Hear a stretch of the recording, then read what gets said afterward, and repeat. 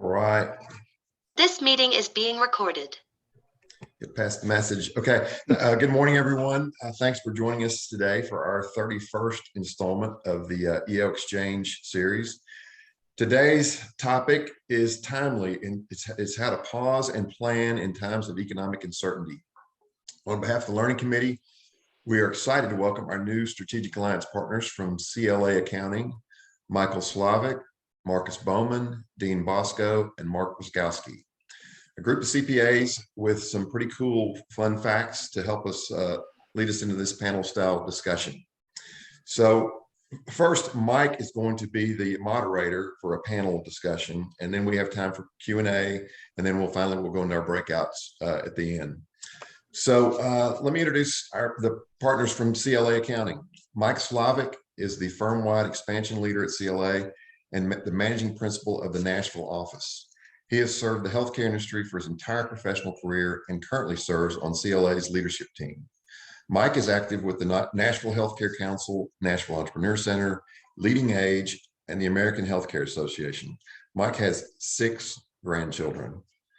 Mark Wiskowski has a passion for assisting business owners and considers what they want for their specific legacy to be, whether that specific business is a startup or a multi-million-dollar organization.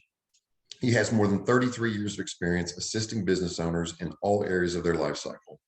Mark has played golf with the current lead guitarist of KISS. No, not Ace Frehley.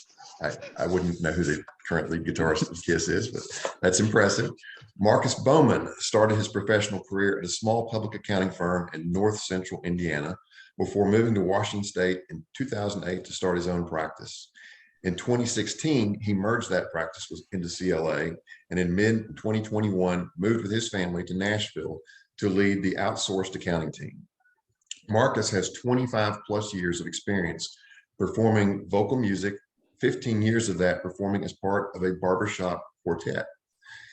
Dean Bosco, a principal with CLA, joins us from their Orlando office, where he is active on several boards. Dean, with his 25 plus years of experience, is committed to the ideals of stewardship, believes in and takes seriously his fiduciary responsibility to his clients. He plays acoustic guitar, fly fishes, and adopted 3 girls from Russia 21 years ago this month. So very interesting group of guys. Gray hair. Eclectic accountants. Got a great message for us today, and I'm going to turn it over to Mike to facilitate this panel. Thank you, guys. Great. Well, thank you, David. And just listening to some of those fun facts, we kind of have the makings of a band. We got some players, some people that played with some famous people, and we can get Marcus to sing maybe. So I'll see what we can do. Thank you. We're glad to be here with everybody today. Pause to plan. You're probably, what does that really mean? And as we talk today, we hope that we start to help you all connect the dots. We're in uncertain times. We're navigating an inflationary environment, and so what we're going to talk today about is it's so easy in life to just keep doing what we're doing and keep that business moving and those sorts of things. But given the uncertainty and the environment that we're in a little bit today, it's prudent for us to say, how do we pause? And then let's reflect. Let's maybe get back to the basics of managing our business, understanding our underlying business model in order to make those prudent decisions that we need to. And then hopefully we'll sprinkle in some things here, not just talk theoretically, but here's some action items. Here's some things you could or should be doing in order to help better navigate the environment that you find yourself in.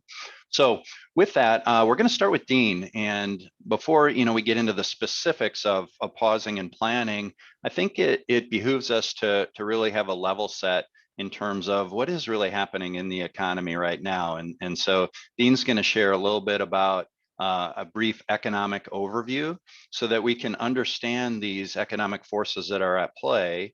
And then the rest of our presentation will be, okay, so now that we know that, what are we going to do about it, or what could we do about it? So with that, Dean, I'll turn it over to you.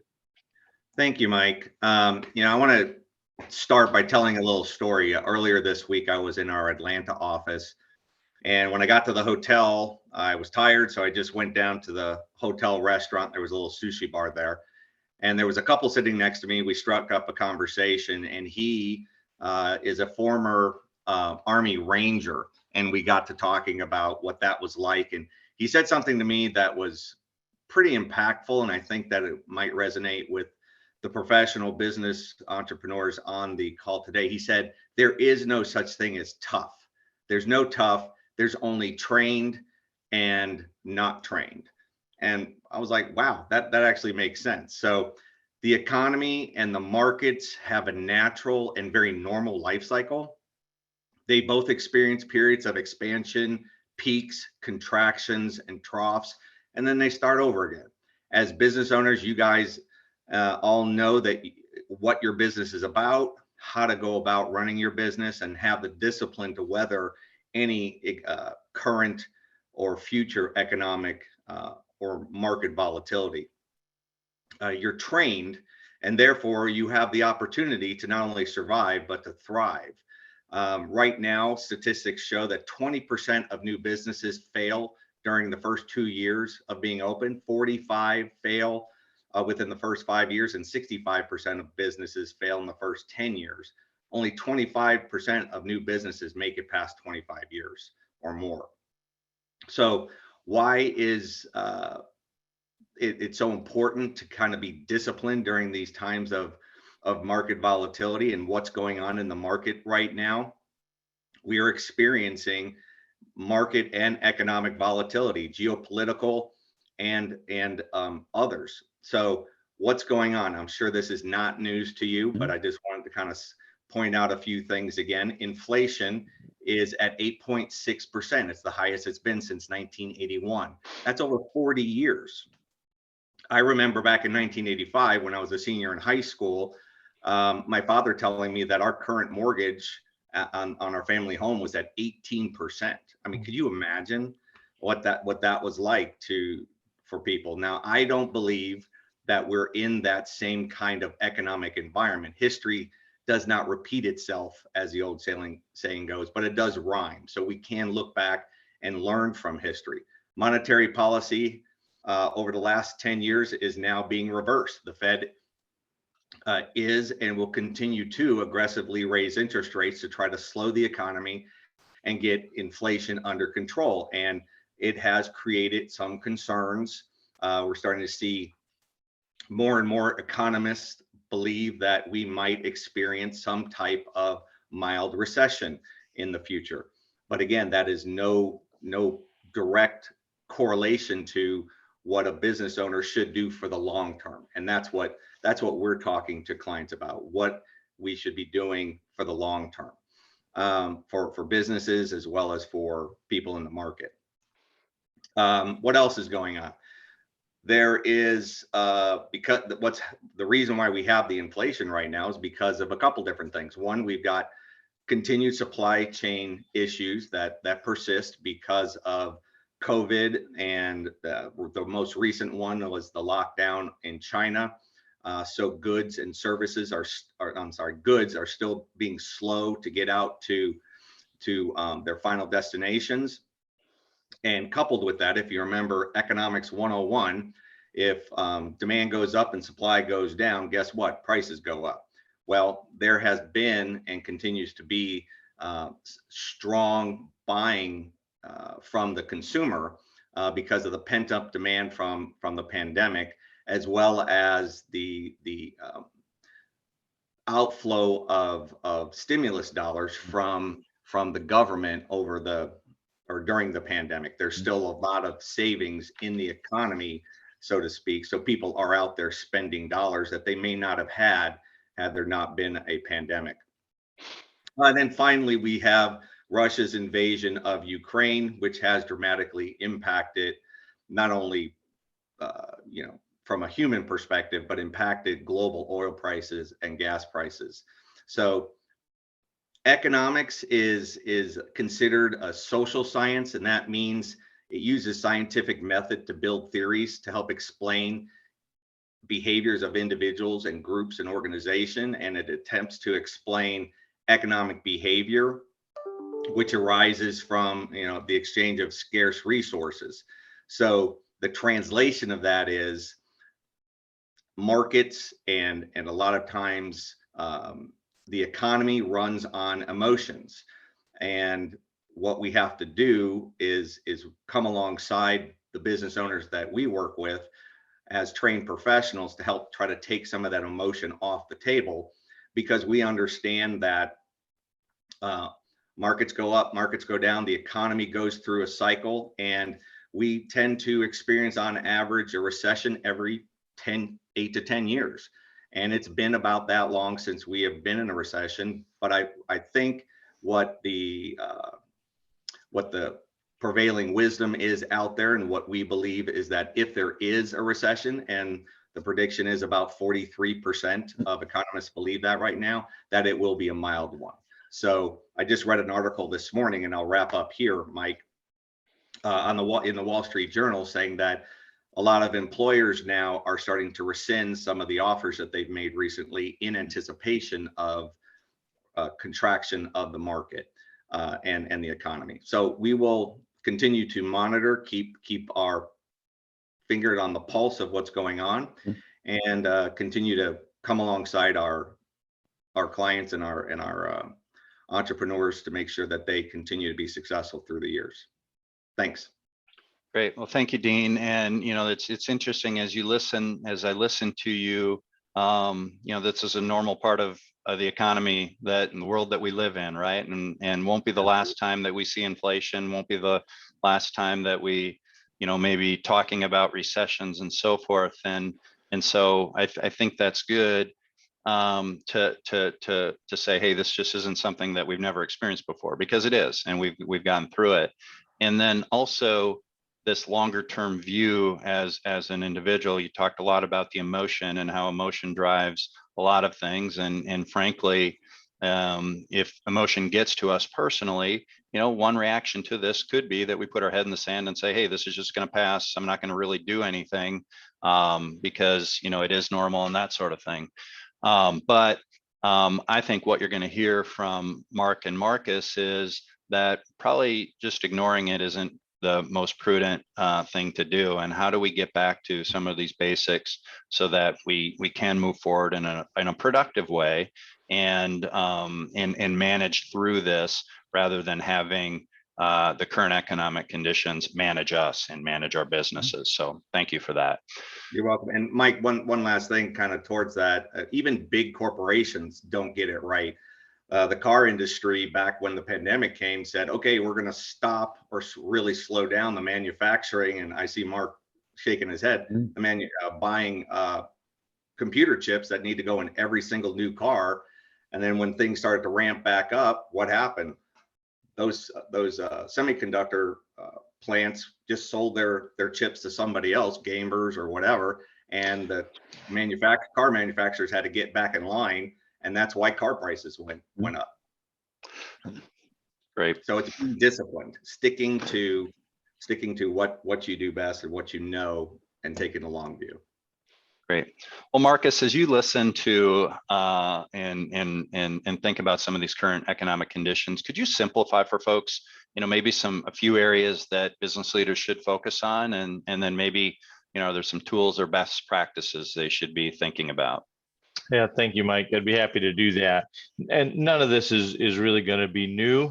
So just in the spirit of reiteration, there's a lot of pressure on prices, right?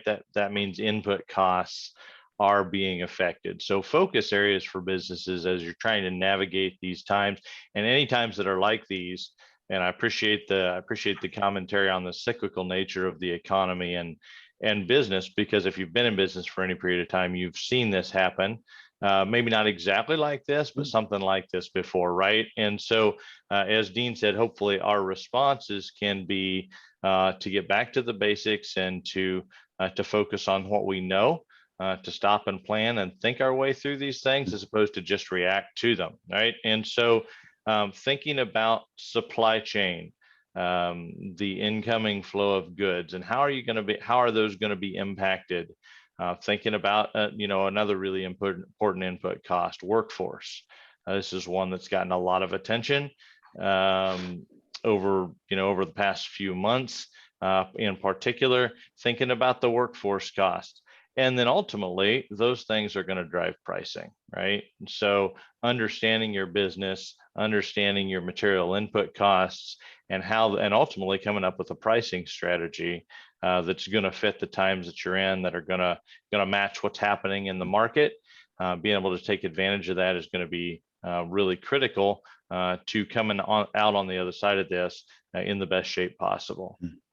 In terms of tools, then, I think just simply going to the process of budgeting and forecasting, right? I've heard it said that the best businesses, the businesses that do the best, really put themselves in a place to predict the future in a lot of ways. And so really budgeting and forecasting and modeling is an exercise in predicting the future. And we don't get it 100% right, but that really isn't the point. The point is to take the information that you know, to understand the kind of what if scenarios that you could experience, and then to set your strategy accordingly. Great. Thank you, Marcus. So in real simple terms, a focus on supply chain, pricing, workforce would seem to be prudent at this point, and getting back to the basics of just, hey, are we budgeting? Are we forecasting the impacts of some of these so that we can make better decisions? Could you, as a follow-up, could you dive a little bit deeper into supply chain and what business owners should be doing relative to their supply chain? Absolutely. So kind of easy to say plan and forecast and budget, right? There is some complexity involved in that, of course, because every business and even every product within a business can be impacted slightly differently, right? We all know of businesses that went through COVID and actually thrived in the midst of that incredible disruption, while others were really, really torn apart. And so knowing your organization, history is a good teacher. So if you've been through this before, reflecting on what has happened previously and the kind of impact that you've seen is helpful, I think. But really being willing to dig into your business and think through, okay, what's going to happen for my, maybe even my various product and service lines that I've got. It's a little bit cliche to say that knowledge is power, and I don't know that that's true in every situation, but I really do think that in this case, as you try to respond thoughtfully to the economic conditions, having your historical financials in good shape, having a sense of the historical costs that you've experienced in your products or your services, really allows you then to put together accurate budgets and forecasts. The other thing that I would say is thinking about leading indicators can be helpful. So a lot of times there are those canaries in the coal mine, right? That kind of are giving us a sense that something is coming. And so an example might be if you've got a particular raw material that's really critical to your business success. Even if you're not hedging and you're not doing futures trading, just keeping an eye on the futures for that particular item can sometimes give you a sense of what the broader market thinks is going to happen, and then you can respond accordingly. So that would be an example. And then also thinking about revenue metrics. Are you starting to see changes in volume for any particular good or service? Because sometimes those things can be signals of what's coming as the market kind of collectively begins to think about what's going to happen next. So understanding your margins by product, and then what do we do really to try to control, right, this to the extent that we can. I think relationship, business is really run on relationship. And so making sure that your relationships and your communication with your supply chain vendors is really critical. If they're shorting orders, it would be nice if they weren't shorting yours, right? And probably that's going to hinge largely on the relationships that you formed with those folks. Having some redundancy in supply is good, not putting all your eggs in the one supplier basket, so to speak, but having a sense of alternative sources. This is a little bit of a byproduct of the budgeting, forecasting, and planning. but having early conversations with your bank, right? Before you get to the place where you need that additional line of credit help, to say, hey, this is what we think we might be coming. We've modeled it out. Here's what we think the additional cash flow requirements might be. A lot more likely to get them on board if you're having that conversation early rather than late. Just a couple of other things to mention. Long-term contracts, again, looking for that consistency of supply chain. If you've got materials, if you can get long-term contracts in place at good prices, when the prices are good, that can be helpful. And then lastly, something that I think we saw a bit in the COVID era, thinking about alternative products. Is your business set up to change the way it's delivering product or service to the market? And the example that I thought about kind of popped into my head was we saw distilleries, for example, going into the hand sanitizer business. Who would have thought? But that was something that they'd looked at, and with their particular expertise, with a lot of hand sanitizers being alcohol based, they said, hey, this may be something that we can do to use our existing capacity. Maybe the margins aren't as good as the alcohol that we generally like to sell, but even covering your costs in a period of time like that can really have a significant impact. So those are some of the things that I think I would encourage businesses to consider from a supply chain standpoint. Great, thank you, Marcus. And a lot of key points there and actions. But a couple that caught my attention is this whole relationship and this communication, right? Because sometimes what we find is, as business owners, that, well, we don't want to tell bad news, or we don't want to share that with, the financial institutions or others. And, frankly, that's never a win strategy, because it's always going to come back to haunt you, and you'll be in a worse position. Sometimes by being communicative and transparent about what's happening, you may find that there's some connections that can be made, some accommodations that can be made that you may not have anticipated. So I appreciate that, Marcus. So Mark, outside of supply chain, Marcus mentioned a couple other areas of focus, workforce and pricing. Could you briefly comment on both of those areas in terms of strategies for business owners? I would be happy to, and thank you all for being here. Labor, everyone on this call knows what's going on with labor, both in pricing and in recruiting, adding more resources. So what we're going to talk about briefly today are just some things to consider in your business if labor is at all impacted. Of course, monetizing or forecasting the increase of cost of labor is a very easy task. What's your labor? How much are you raising people's salaries? That's your cost. So that's pretty easy to do.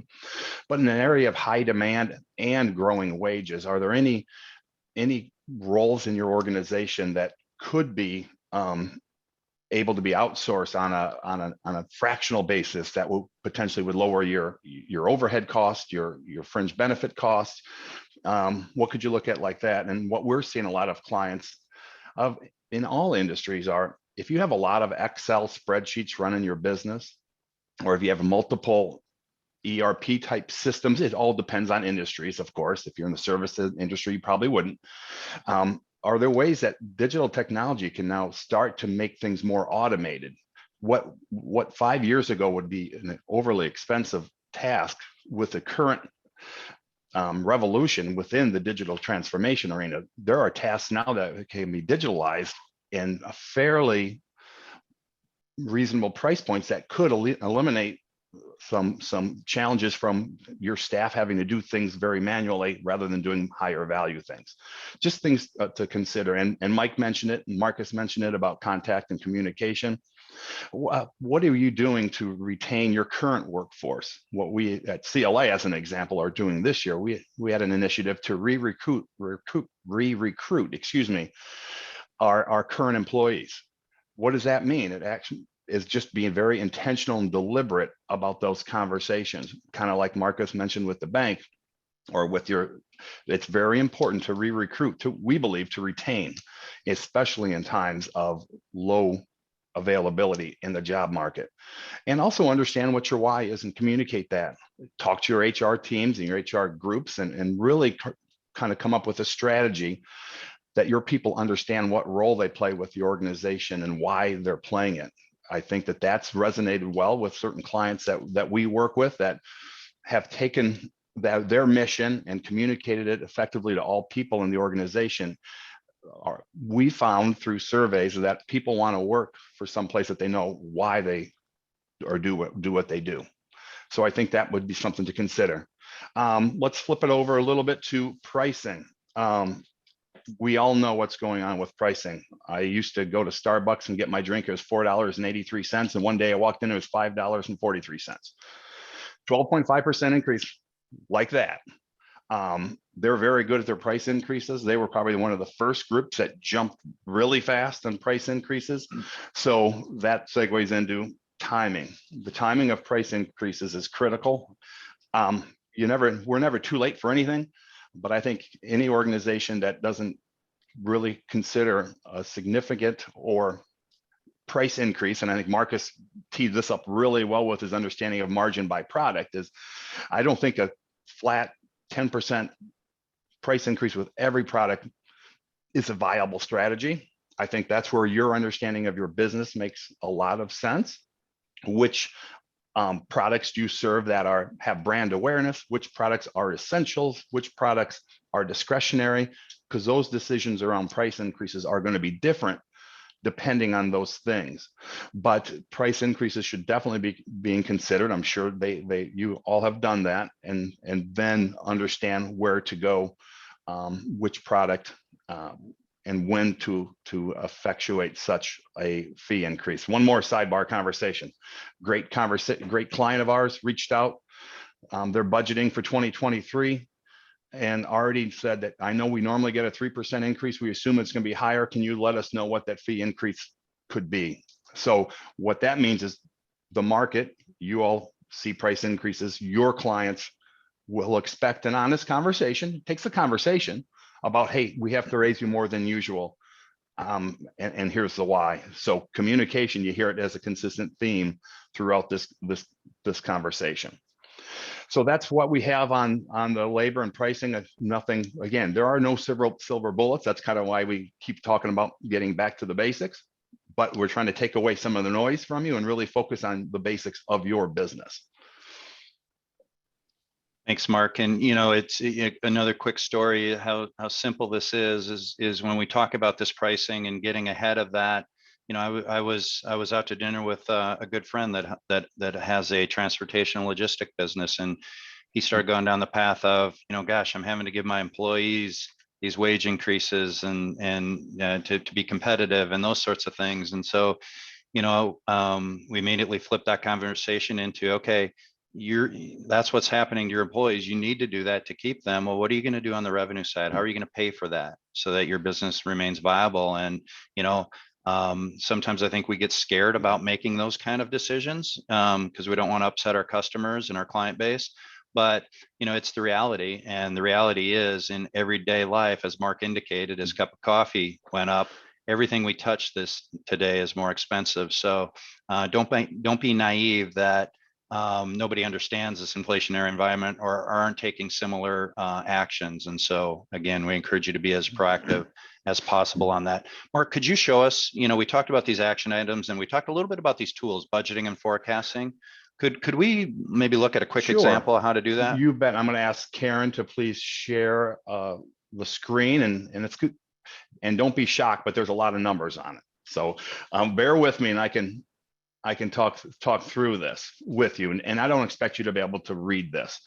But when Marcus mentions modeling, when we mention price increases by product, I think I'll give you a very high level on what this really is. This is a made up scenario, so don't hold me to anything here, but this is an HVAC company that has, of course, sales of new units, and of course they service units.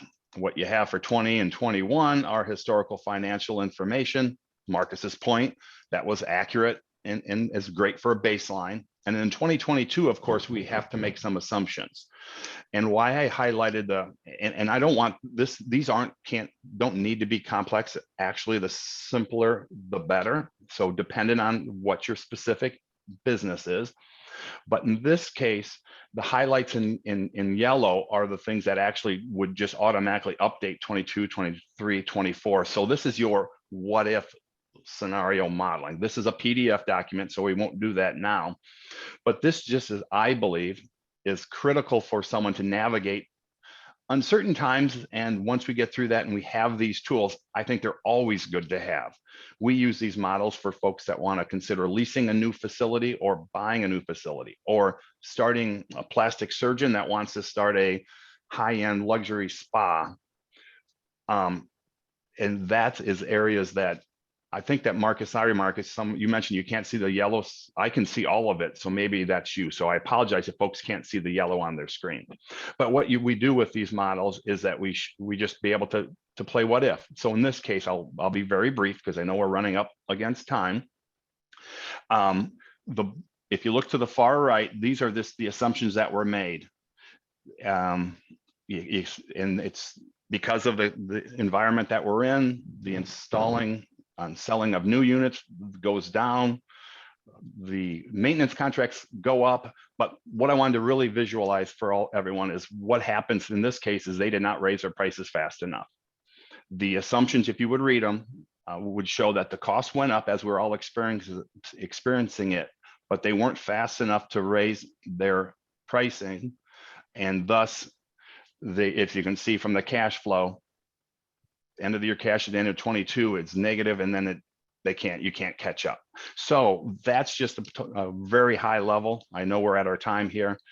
Just so when we say model, sometimes I think people want to visualize what that means. This could be this is a simple Excel, make a few assumptions, link a few areas, and then you can make your own what if prices to me go up 10%, I know what I need to live on, what do my prices or other cost reductions need to do, so I know what the cash comes to me at the end of the year. Because let's face it, Mike mentioned it, Dean mentioned it, a sustainable business is what we're all striving to create.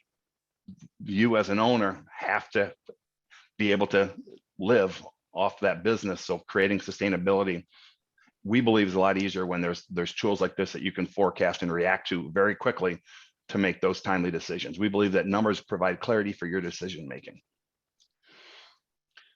Thank you, Mark. And the thing I like about that one pager is it's not overly complex. It's not a huge spreadsheet with multiple tabs and who knows what it's trying to say. It's trying to be just a simple picture. So sometimes I think it's easy to get into the mindset that we need to get into all this detail. Well, frankly, let's start at a high level and watch the trends and then react to them, and we can dig in deeper as we need to. So thank you for that.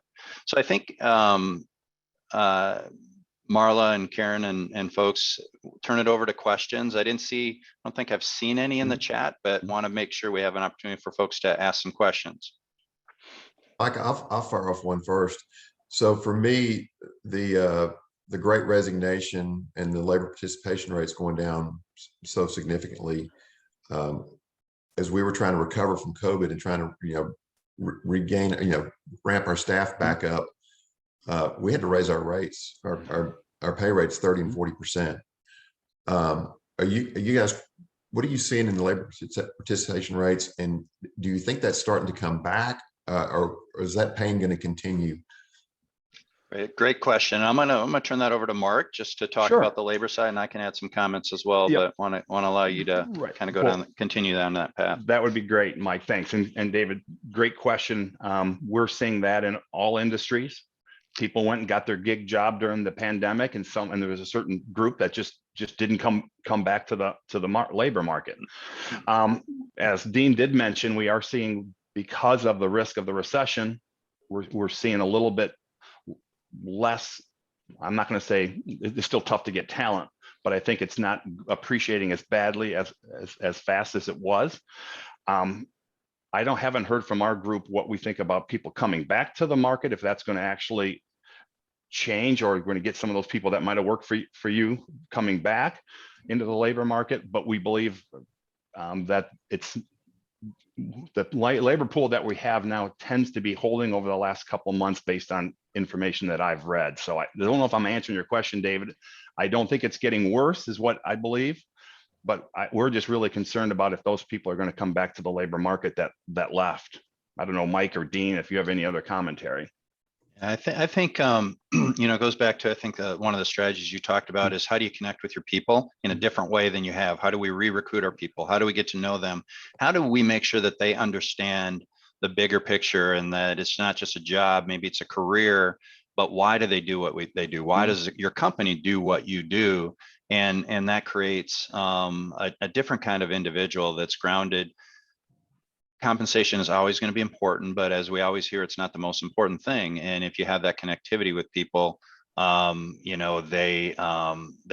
more likely to stay, and they may be more likely to come back, right? Because what we found as an organization, that we track that type of information. How many people leave? How many people come back? And on average, and again, we're a bigger company, so the numbers are a little bit bigger, but we have about 250 people that have left us at some point that come back to us. And we like to say that it is because the grass isn't, maybe they find out the grass isn't greener, that maybe they're getting paid differently, but the expectations are different, or the environment is different, and whatnot. But yeah, I from that standpoint, I haven't seen a lot of escalation, and I've started to hear more conversation about the labor market being a little different. I think Dean made some comments early on about some organizations and cutting back on requisitions. So, that probably right sizes this situation a little bit.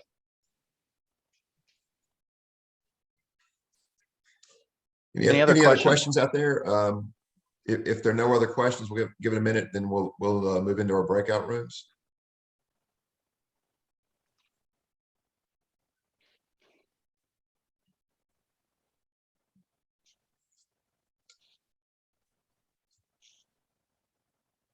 So when we do the breakouts, our questions to consider are: what area did you identify where you need to pause and plan the most? What would you share with a friend or employee that apply to our personal finances as well as we enter this season? And remember to do the survey. So Marla, are we preparing to go to the breakout rooms? I'm getting a head shake. We are. Thank y'all so much. I know people will have questions one-on-one, so we appreciate y'all staying on. We're about to be put in there. Thank y'all so much.